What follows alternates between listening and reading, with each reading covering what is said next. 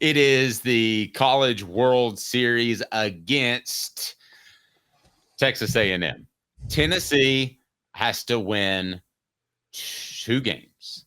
Let's put this in perspective. Not since the opening round in the SEC play, regular season play, has Tennessee lost 2 games in a row. That's been 3 months when they lost 2 to Alabama in that series, and everybody said, oh, this is going to be a rebuilding year. Well, it hasn't been a rebuilding year, and that gave us the incorrect information on Tennessee. But there's a lot more pressure now. I, however, right or wrong, have incredible confidence in this baseball team, given what I've seen not only in Knoxville, but in Omaha as well. I'm not a gambler. Caleb is. I think Tennessee's a solid bet. Oh, I think they're a heavy favorite for a couple of reasons. One, Texas A&M, part of this is luck. Texas A&M is very, very unlucky. Their star hitter, Braden Montgomery, and their starting pitcher, Shane Snow, each suffered season-ending injuries in the Super Regional field, in Super Regional series. So, and then their other star outfielder, Jace Laviolette, has been injured. He's playing, but he has been injured. So Texas A&M's banged up this series.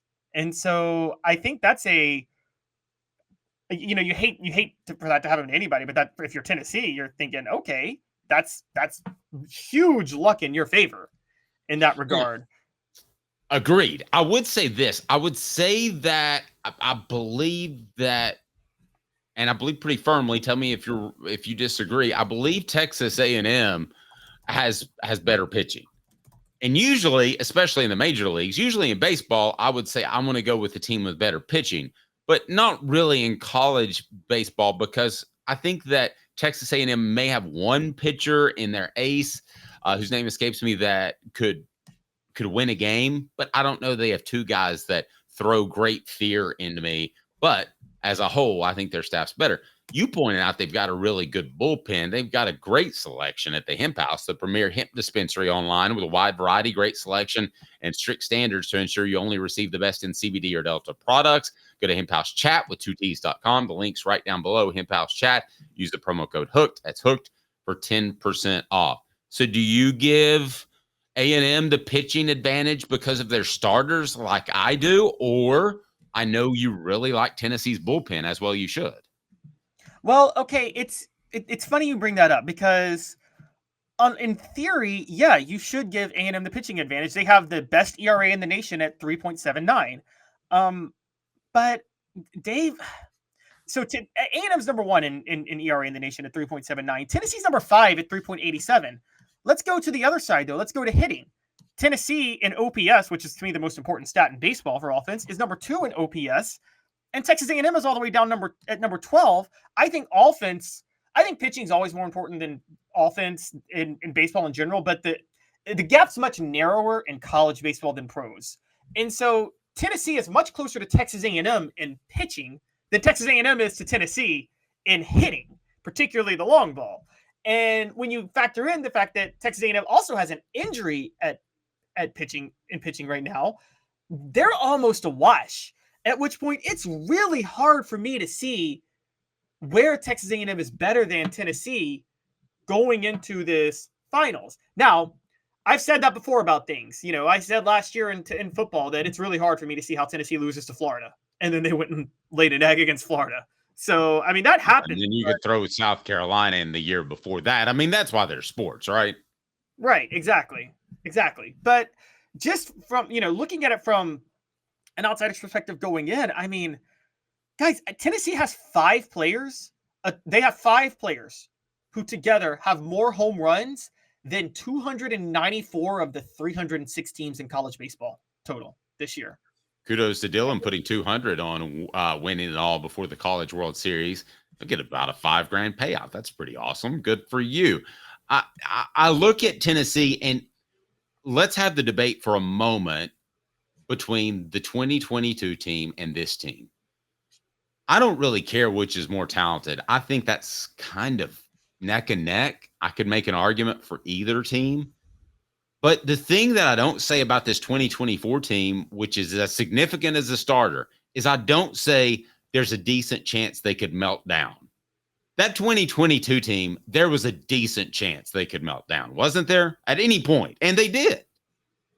Yeah. No, they absolutely did. You're right. There was a very good chance they can melt down. And I think that was partially because of the pressure they were putting on themselves. And I think they have really flown under the radar with that pressure this year, as you talk about. Now, that pressure magnifies once you get to the College World Series final. So you wonder how much of an effect that's going to have. But I do think that Tennessee, I think that they don't feel the same level of pressure on them that they felt. And just by all metrics, they should be better. Again, as pointed out by Elijah, and as I mentioned earlier, Texas A&M has one of their best hitters injured and who's not playing, another starter who is playing banged up, and one of their best pitchers injured. It's hard for me to see that. And Tennessee hasn't had to. When's the last time they had to run their ace out? Sunday. So it's hard for me to see how Tennessee is. Again, baseball is the luckiest sport there is. There is not a sport where luck determines an outcome more than in baseball.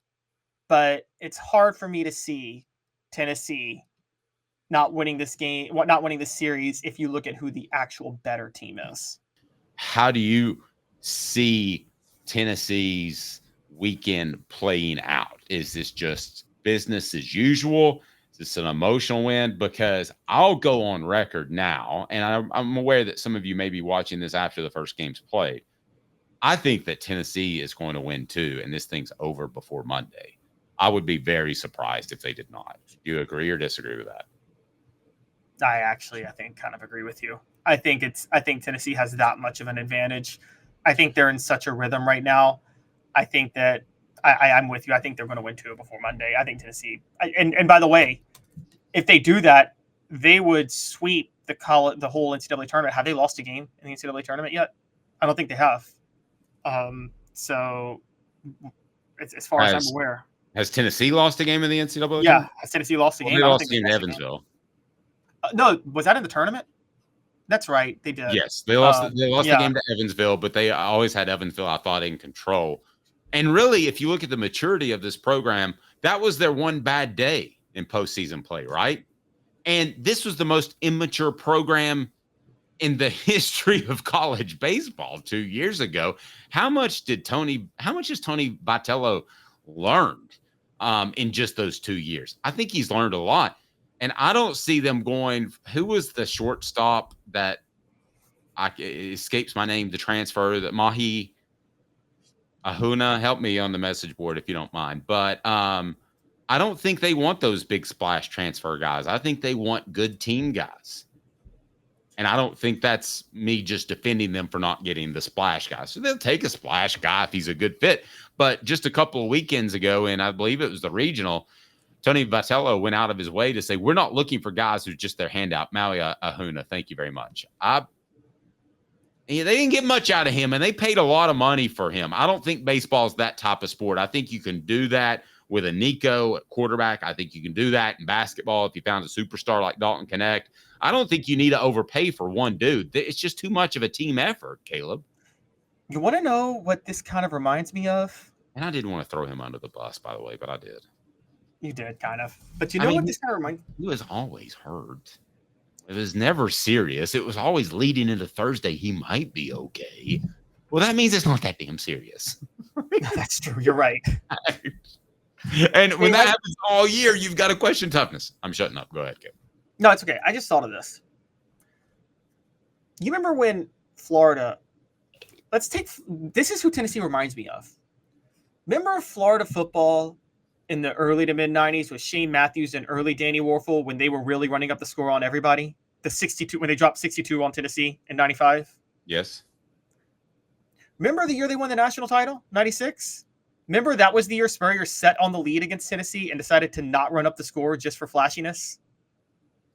I actually thought there was a period in his career where he did that made him a better coach, and that is along those times. Yes, I do remember him. And you notice that's the year they won the national title? Oh, yeah. Yeah, and I know that he got away from it. Humiliate teams. I know he got away from it, and for right or wrong, Tennessee felt like he really hurt himself by wanting to outthrow you every single game. And I think his ego got in the way, and he said, I'm a passing coach, so I want to outthrow you. Tennessee doesn't have that ego in baseball. They don't care if they out home run you. They have, but they can small ball you as well. They've done that a couple of times. Not much, but a couple of times. Yeah, exactly. You see this so often in sports where the reason I bring that up is like this team the 2022 team reminds me of early Florida Spurrier, where it's let me humiliate everybody I play.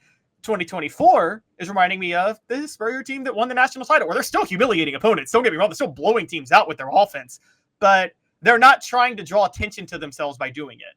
Does that make sense? So I feel like that's I think that's where this team is. And I think you see that a lot in professional sports, where when teams go out of the, when teams stop trying to really humiliate opponents and draw attention to themselves is when they start winning the most. I mean, look, it happens all over sports. And I feel like that's this Tennessee team.